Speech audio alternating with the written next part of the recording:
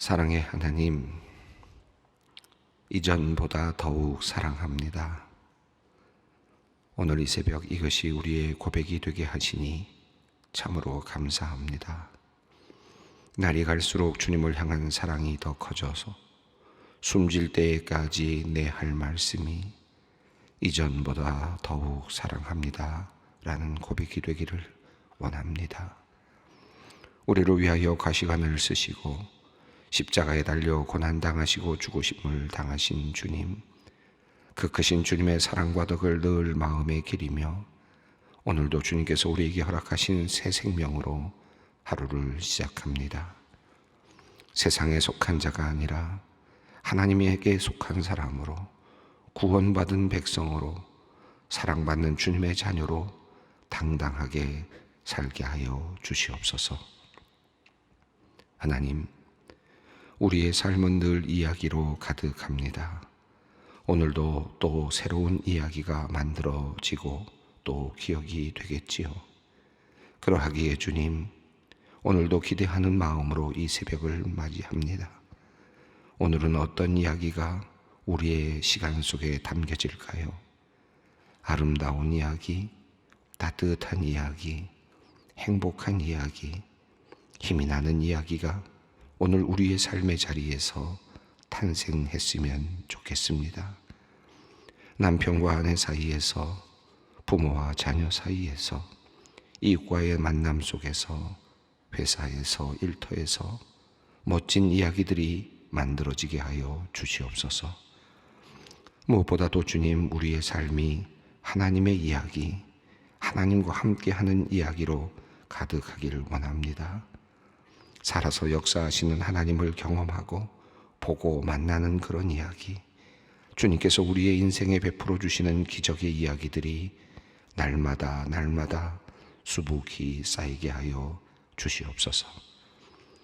하나님, 이러한 주님과의 이야기를 만들어 가기 위하여 우리가 그리스도인으로서 정체성이 흐려지지 않게 하여 주시옵소서. 하나님 나라를 확장하고 그리스도의 제자로서의 충성된 삶을 살며 주님의 몸된 교회를 든든히 세워가는 일에 더욱 열심을 내게 하여 주시옵소서.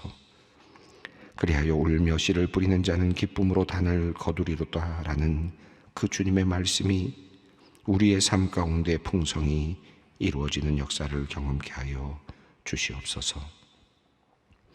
하오나 주님, 우리의 이야기 중에는 슬픈 이야기, 억울한 이야기, 아픈 이야기, 힘든 이야기들도 참 많이 있습니다. 오늘도 이런 이야기 속에서 살아가며 눈물을 흘리는 이들이 있습니다. 주님, 인간의 부족함과 죄악으로 인하여 이 땅에는 신음하는 이들이 있고 고통당하는 자들이 있으며 탄식하는 이들이 있습니다.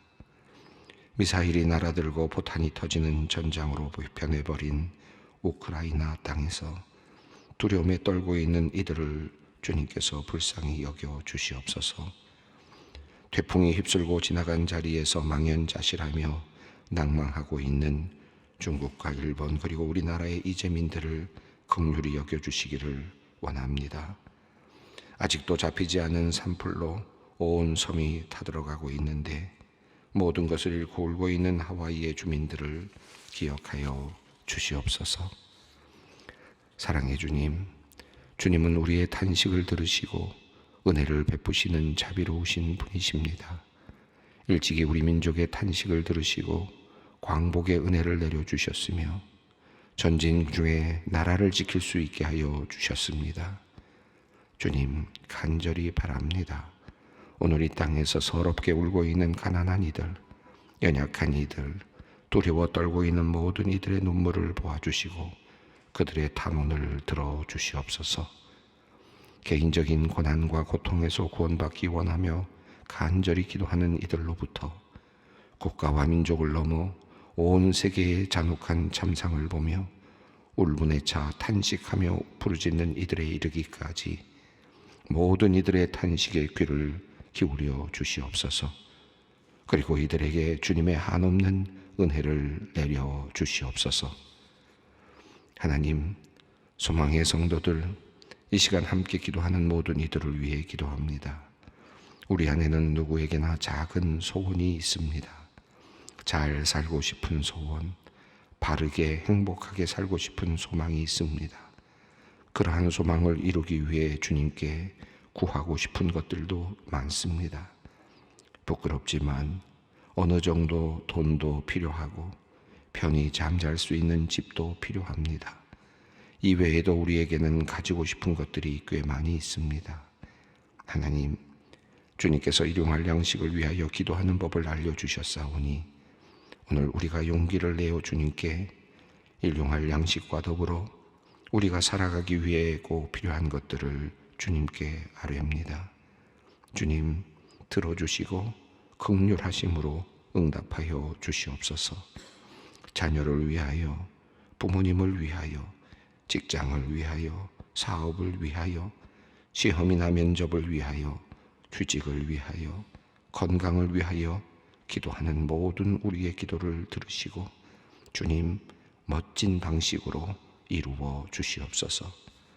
오늘 이 새벽 주님께 간구하는 모든 기도들이 현실로 나타나는 놀라운 축복을 우리에게 허락하여 주시옵소서. 오늘 주님의 기적과 같은 치유의 은총을 기다리는 성도님을 위해 기도합니다. 이제 막 4살이 된 어린아이가 선천성 심장 이상으로 9시간에 걸친 큰 수술을 받았습니다. 다행히 수술이 잘 이루어졌다 합니다. 중환자실에서 일반 병실로 옮겨진 상황입니다. 하지만 통증으로 힘들어하고 있습니다.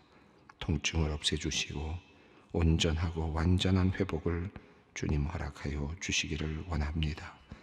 무엇보다 이 아이의 미래가 주님의 손에 있음을 믿사오니 주님께서 이 아이의 머리에 안수하여 주시고 이 아이의 인생을 평생토록 아름답게 인도하여 주시옵소서. 염려하며 기도하는 부모님과 온 가족들의 마음에 하나님을 향한 믿음을 주시고 위로를 더하여 주시옵소서. 이제 주님의 말씀 앞으로 나아갑니다. 오늘도 사모하는 마음으로 말씀을 받습니다. 성령께서 함께 하시어 말씀을 깨닫게 하시며 기쁨이 충만케 하여 주시옵소서.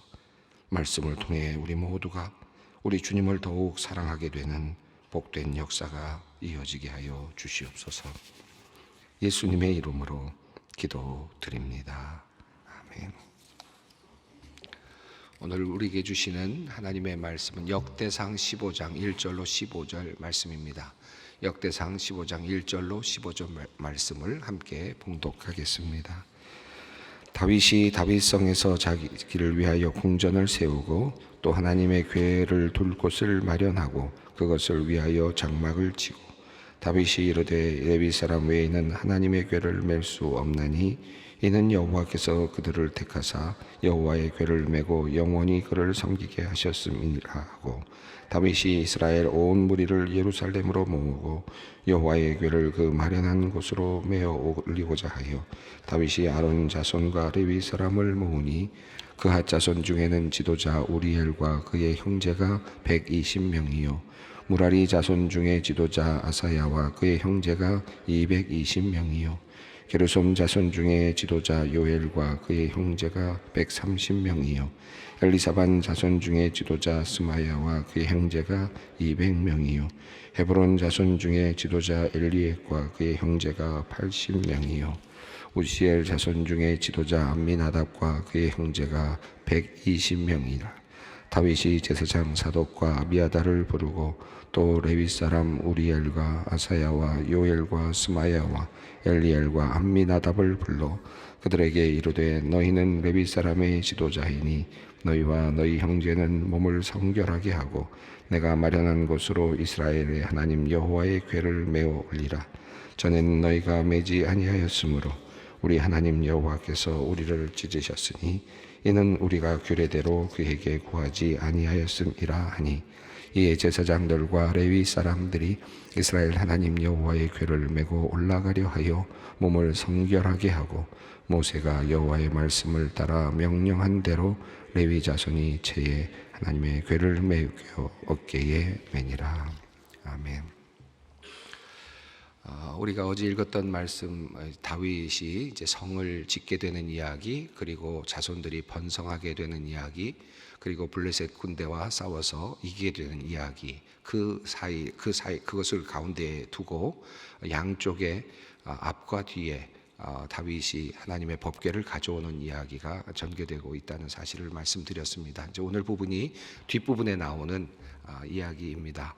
블레셋과의 전투에서 우리가 보았던 것처럼 다윗은 하나님께 묻고 또 그리고 하나님께서 함께해 주신 것을 경험하면서 전쟁을 수행해 나갔습니다. 다윗이 법궤 앞에서 하나님께 묻는 것을 기대하고 또 그래서 법궤를 가져오고자 했지만, 그러나 사실은 법궤가 없이도 얼마든지 하나님 앞에서 물을 수 있었고, 또 하나님은 법궤가 없이도 이스라엘의 하나님이 되어 주셨고 또 다윗의 하나님이 되어 주셨음을 볼 수 있었습니다. 법궤가 그런데 그 전 또 바로 앞부분 보면 우사가 죽은 이야기와 더불어서 다윗이 그것 때문에 두려워해서 법궤를 다윗 성으로 가져오지 못하는 잠시의 기간 동안 오벳 에돔의 집에 그것이 머물러 있게 되었다, 석 달간 머물러 있게 되었다 하는 그런 내용이 앞서 있었습니다. 그 내용을 보면 그런데 하나님께서 오벳 에돔의 집에 복을 내리셨다라고 하는 그런 내용을 우리가 또 볼 수 있었습니다. 그걸 보면서 우리가 한 가지 알 수 있게 되는 것은 이 법궤라고 하는 것을 하나님께서는 절대로 그 안에 머물러 계시거나 그 안에 예속되지는 않으시는 분이시다 라는 사실을 알게 되죠.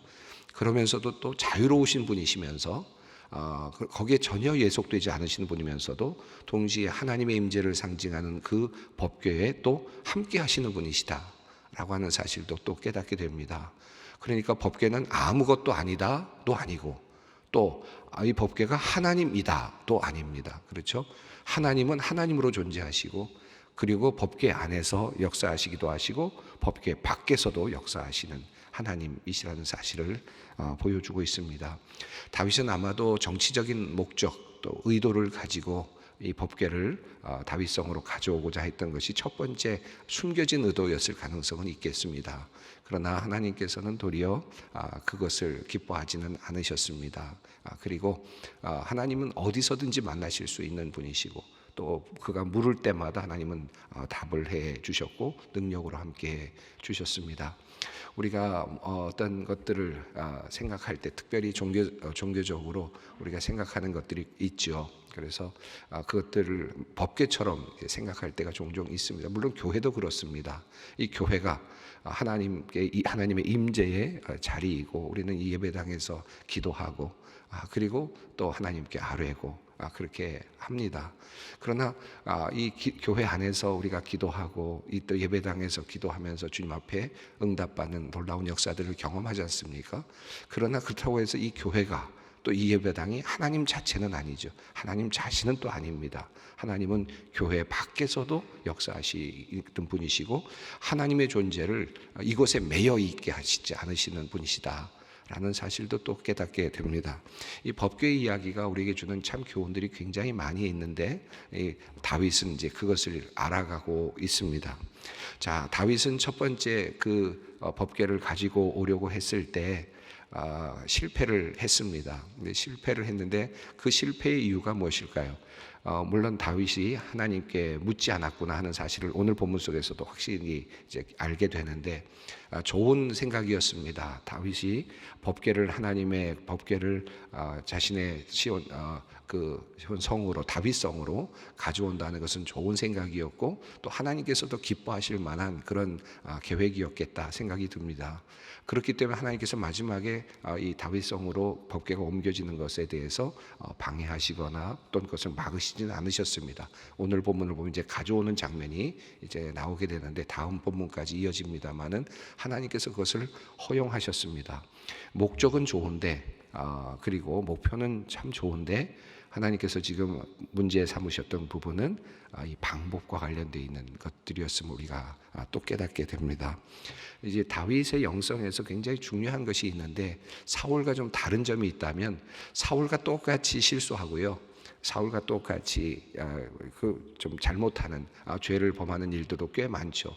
또 사울보다 더 큰 죄를 지은 것도 사실은 다윗에겐 있었습니다. 그럼에도 불구하고 다윗의 영성이 그래도 위대하다라고 말할 수 있는 것은 다윗은 그러한 실패를 통해서 항상 자기 자신을 반추하고 신앙적으로 반성하고 다시 그것을 바로잡는 그와 같은 일을 하곤 했습니다. 그것이 다윗의 위대함이라고, 신앙의 위대함이다. 그것이야말로 진정 위대한 신앙이다 라고 말할 수 있을 것 같습니다. 자기 고집대로 하지 아니하고 그리고 자기 마음대로 하나님을 섬기는 것이 아니라 하나님이 주어가 되고 하나님이 주체가 되고, 다윗은 그것을 바라보면서, 하나님을 바라보면서 하나님께서 어떻게 하시는지를 경험하면서 자기 자신을 끊임없이 바꾸어 나가는, 자기 자신의 죄를 또 하나님께 회개하고 다시 새로워지는 그와 같은 일들을 해나가게 됩니다. 이번 본문에서도 사실 우리가 그것을 발견하게 되는데요. 다윗이 이제 하나님 앞에 하나님의 궤를 가져오려다가 실패를 하고 나서 이제 반추를 했을 겁니다. 긴 시간 동안 왜 이런 일이 일어났을까 생각을 했을 겁니다. 웃사가 죽었다. 우리가 이 본문을 전에 앞서 있는 본문을 보면서 웃사가 죽은 이야기를 보면서 웃사가 잘못했구나 라고 하는 생각을 할 수 있지 않습니까? 물론 웃사는 잘못했습니다. 하나님의 하나님의 그 하나님을 상징하는 법궤, 거룩한 것에 손을 대면 죽는다라고 하는 하나님의 말씀을 그대로 그만 범한 일이 되었기 때문에 하나님께서는 웃사를 처단하셨습니다.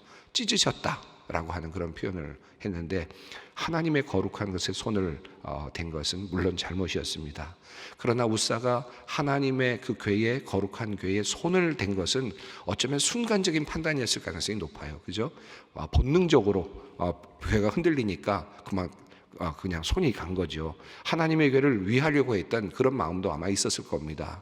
그러나 그것은 하나님의 법에 그리고 하나님의 마음에 들지 않는 일이었습니다. 결국은 그가 죽지 않았습니까?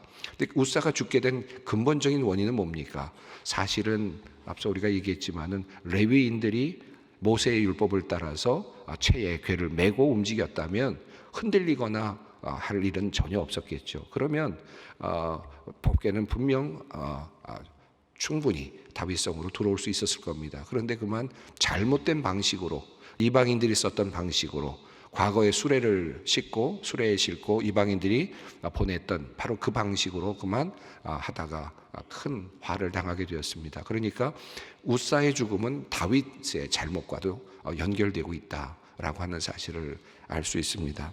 자, 오늘 본문을 보면 다윗이 이제 그것을 수정해가는 것을 볼 수 있는데, 무엇이 잘못되었는지를 파악을 하게 됩니다. 자, 1절 말씀 읽겠습니다.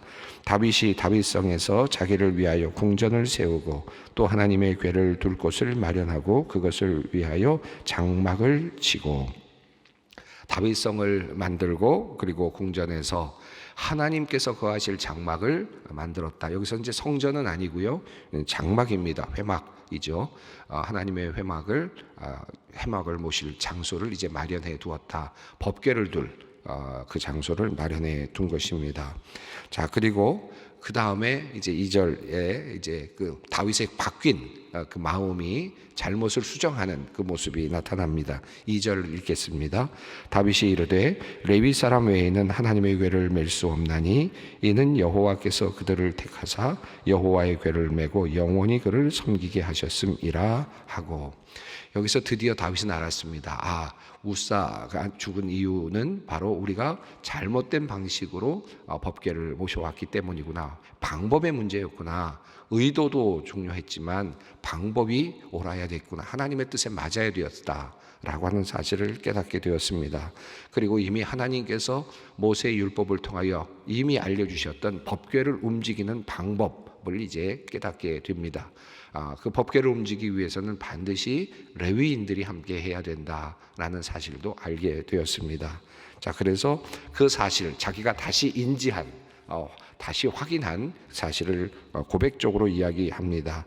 레위 사람 외에는 하나님의 궤를 맬 수 없다라고 하는 사실도 확신을 했고, 또 그 이유는 여호와께서 그들을 택하사 여호와의 궤를 메고 영원히 그를 섬기게 하셨습니다. 이것이 하나님의 뜻이기 때문이다 라는 사실도 확인을 했습니다. 자, 그래서 레위 사람을 이제 모아서 레위 사람의 도움을 받아서 법궤를 가져와야 된다라는 사실을 알고 이제 그 일을 행하게 됩니다. 3절 말씀입니다. 다윗이 이스라엘 온 무리를 예루살렘으로 모으고 여호와의 궤를 그 마련한 곳으로 메어 올리고자 하여. 자, 온 이스라엘을 먼저 모았고요. 그리고 4절입니다. 다윗이 아론 자손과 레위 사람을 모으니, 이제 아론 자손 레위 사람, 이 제사장과 그리고 레위인들을 이제 모았습니다. 자, 그리고 5절부터 이어지는 10절까지 있는 내용은 레위 자손들 중에서 6 대표들에 대한 내용이 설명되고 있습니다. 5절은 그핫 자손이고요. 그다음에 6절은 무라리 자손이고요. 7절은 게르솜 자손입니다. 이 이름들은 이제 레위 자손 중에서 굉장히 그 두드러진 그런 자손들 하나의 계파라고 할 수 있겠는데, 게르솜, 무라리, 그핫 이렇게 보통 이렇게 읽혀지는데, 여기서는 그핫이 먼저 나오고 그리고 무라리, 게르솜이라고 하는 이름이 거명되고 있습니다. 그리고 그 자손 중에서 대표자들이 한 사람씩 이름이 나옵니다. 우리엘이라는 이름, 또 아사야라는 이름, 또 7절에 요엘이라는 이름, 이렇게 이름들이 거명이 됩니다. 그리고 그 자손들에게 해당되고 있는 사람들의 숫자가 나오는데 각각 조금씩 다르죠. 그핫 자손은 120명, 무라리 자손은 220명, 게르솜 자손은 130명 이렇게 되어 있습니다. 이렇게 세 사람이 나오고, 또 그 다음에 엘리사반 자손 중에 스마야 200명이죠. 또 헤브론 자손 중에 지도자 엘리엘 80명입니다. 그리고 10절에 우시엘 자손 중에 암미나답, 그의 형제는 120명입니다. 또 이 모든 사람들의 숫자를 한번 합해보고 싶은 유혹이 생기긴 합니다만은 저도 해보니까 862명입니다. 800명 정도, 거의 900명이 채 안 되는 인원이 이제 그 법궤를 운송하는 그런 일에 이제 함께하게 되었음을 볼 수 있습니다. 자, 그리고 제사장, 이제 당시 제사장인 그 제사장의 이름을 부릅니다. 11절입니다. 다윗이 제사장 사독과 아비아다를 부르고 또 레위 사람 우리엘과 아사야와 요엘과 스마야와 엘리엘과 암미나답을 불러. 사독과 아비아달은 대제사장이고요, 제사장이고요, 그룹이고, 레위 사람 그 6사람의 이름은 앞서 말씀한 그 그룹들의 가족들의 대표자들 이름이 다시 반복되면서 6사람의 이름이 이제 다시 올라왔습니다. 자, 그들을 불러서 어떻게 하라고 명령합니까? 12절입니다. 그들에게 이르되 너희는 레위 사람의 지도자이니 너희와 너희 형제는 몸을 성결하게 하고 내가 마련한 곳으로 이스라엘의 하나님 여호와에게를 메어 올리라. 자, 레위인들과 제사장들에게 이제 내가 장소를 마련한 그 자리로 여호와의 궤를 메어 올리라고 그렇게 명령을 합니다. 자, 그러면서 방법과 관련해서 다시 13절 말씀이 굉장히 중요합니다. 함께 읽겠습니다. 전에는 너희가 매지 아니하였으므로 우리 하나님 여호와께서 우리를 찢으셨으니 이는 우리가 규례대로 그에게 구하지 아니하였음이라 하니. 여기 우리가 한 가지 재미있게 우리가 볼 수 있고 또 마음에 새겨야 될 부분이 이 13절에 있는데요. 전에는 너희가 매지 않았다. 이 말씀은 레위인들이 매지 않고 그 수레에 싣고 왔던 것을 이야기하죠. 잘못된 방식으로 우리가 법궤를 메었다. 그래서 어떻게 됐습니까? 여호와께서 우리를 찢으셨다. 우사가 그만 죽게 되었던 이야기를 전하고 있습니다. 그래서 그만 이 법궤를 옮기는 것이 그만 중단되었던 상황이었습니다. 자, 그 이유가 바로 우리의 방법이 잘못되었기 때문이다 라는 것이고, 레위인들이 메고 왔어야 되는데 그렇게 하지 못했다라는 사실입니다. 그러면서 그 이야기를 하면서 우리가 규례대로 그에게 구하지 아니하였기 때문이다 이렇게 표현했습니다. 우리가 구하지 않았다라는 말은 우리가 하나님께 묻지 않았기 때문이다라는 뜻이죠. 하나님을 찾지 않았기 때문이다라는 말이기도 합니다. 그래서 찾다라는 표현이 사실은 우리 역대기 여기 이 부분에서 굉장히 자주 나오는 단어입니다. 원어적으로 보면. 근데 여기서 찾는다, 구한다라고 하는 그런 의미가 두드러지는 표현인데, 여기서도 같은 뜻입니다. 구하다, 하나님을 찾지 않았기 때문이다, 하나님께 묻지 않았기 때문이다 라고 하는 그런 표현이 나옵니다. 자, 그런데 하나님께 묻는다는 게 뭘까? 하나님께 묻는다는 것은 몇 가지 여러 가지 방법이 있겠지만, 하나님 이게 뭡니까? 라고 물을 수 있는 방식이 있겠죠. 하나님 이렇게 어떻게 하면 됩니까? 라고 묻는 그런 방식이 있겠습니다. 하나님께서 대답하시는 방법이 있겠죠. 그런데 여기 지금 13절에 나오는 내용은 뭐냐면 우리가 규례대로, 이게 표현이 좀 애매합니다만은 구한다, 찾는다는 것은 뭐냐면 하나님께서 이미 우리에게 말씀해 주신, 모세의 율법을 통해서 말씀해 주신 그 말씀으로 들어가서 하나님의 뜻을 찾아낸다 라고 하는 그런 의미를 포함하는 것이죠. 여기서 지금 말하고 있는 것은 그들은 이미 모세의 율법을 가지고 있었습니다. 모세의 율법을 가지고 있었고 하나님께서 원하시는 방법을 이미 말씀을 통해서 알고 있었어요. 법궤를 움직이는 방식도 모세의 율법을 통해서 이미 알고 있었어요. 그런데 그렇게 하지 않았습니다. 그것이 하나님을 구하지 않은 것이다, 하나님을 찾지 않은 것이다 라고 하는 사실을 말하고 있습니다. 오늘 우리가 오늘 자리에서 이 부분을 좀 깊이 생각해 볼 필요가 있겠습니다. 하나님께 구한다, 하나님을 찾는다는 게 뭘까? 우리가 새벽 기도에 나와서 또는 기도의 자리에서 또 개인적으로 하나님께 어떻게 하면 됩니까? 어떻게 하면 좋겠습니까? 하나님께서 원하시는 길이 뭡니까? 어떻게 가야 됩니까? 오늘 어떻게 살아야 됩니까? 이거 우리가 물을 수 있죠. 오늘 사업을 어떻게 해야 됩니까? 어떤 방식으로 우리가 해야 됩니까? 우리가 물을 수 있지 않습니까? 물론 개인적으로 하나님 앞에서 내게 주시는 말씀으로, 영감으로, 또 하나님께서 나에게 마음속에 속삭여 주시는 그와 같은 방식으로 우리가 또 하나님의 인도하심을 느낄 수는 있죠. 그런데 여기서 지금 다윗이 보고 있는 건 뭐냐면 하나님께 구한다는 것은 말씀으로 돌아가는 것이었구나, 하나님께서 이미 말씀해 주신 것으로 다시 가서 그대로 가는 것이 하나님을 구하는 것이구나 라는 사실을 깨닫게 됩니다. 이미 하나님의 말씀은 우리 성경을 통해서 우리에게 주어져 있습니다. 하나님께 구한다는 게 뭘까? 독특하고 새롭고 나가서 오른쪽 길로 가다가 몇 걸음 가서 왼쪽 길로 가라, 그런 것이 하나님을 구하는 것이 아니고, 하나님을 구한다는 것은 이미 성경 말씀을 통해서 우리에게 주신 그 말씀 속에서 하나님의 뜻을 구하는 것이다. 하나님의 뜻은 이미 그 안에 담겨져 있습니다. 말씀을 찾을 때, 말씀을 순종할 때, 말씀을 붙잡을 때 우리는 하나님을 찾게 되는 것이다 라는 사실을 보여주고 있습니다. 자, 그래서 14절, 15절 읽습니다. 이에 제사장들과 레위 사람들이 이스라엘 하나님 여호와의 궤를 메고 올라가려 하여 몸을 성결하게 하고, 모세가 여호와의 말씀을 따라 명령한 대로 레위 자손이 채에 하나님의 궤를 꿰어 어깨에 매니라. 15절이 보다 더 분명하게 그 이야기를 하고 있죠. 모세가 여호와의 말씀을 따라 명령한 대로, 이게 무슨 말입니까? 하나님께서 모세의 율법을 통하여 주신 그 말씀대로 했다는 겁니다. 레위 자손이 채에 하나님의 궤를 꿰어 어깨에 맸다. 출애굽기에 나오는 말씀 그대로, 하나님께서 주신 그 말씀 그대로 순종하게 됩니다. 자, 그리고 이제 법궤가 움직여지게 됩니다. 오늘 다윗의 큰 영성, 이 영성은 실패할 수 있습니다. 착각할 수도 있습니다. 잊어버릴 수도 있습니다. 그러나 그것을 통해서 하나님께서 징계하시거나 하나님께서 바로 잡아주실 때 즉시 돌이키는 것, 이것이 다윗의 큰 신앙의 멋진 모습이었다 하는 것도 알게 되고, 말씀으로 돌아가서 그 말씀을 붙잡는 것, 이것이 큰 다윗의 깊은 영성의 그 근거가 되고 있다, 기초가 되고 있다 하는 것도 우리가 알게 됩니다. 이 모습을 우리 또 함께 닮아갔으면 좋겠습니다. 함께 기도의 자리로 나아가겠습니다. 하늘에 계신 우리 아버지, 아버지의 이름을 거룩하게 하시며 아버지의 나라가 오게 하시며 아버지의 뜻이 하늘에서와 같이 땅에서도 이루어지게 하소서. 오늘 우리에게 일용할 양식을 주시고 우리가 우리에게 잘못한 사람을 용서하여 준 것 같이 우리 죄를 용서하여 주시고 우리를 시험에 빠지지 않게 하시고 악에서 구하소서. 나라와 권능과 영광이 영원히 아버지의 것입니다. 아멘.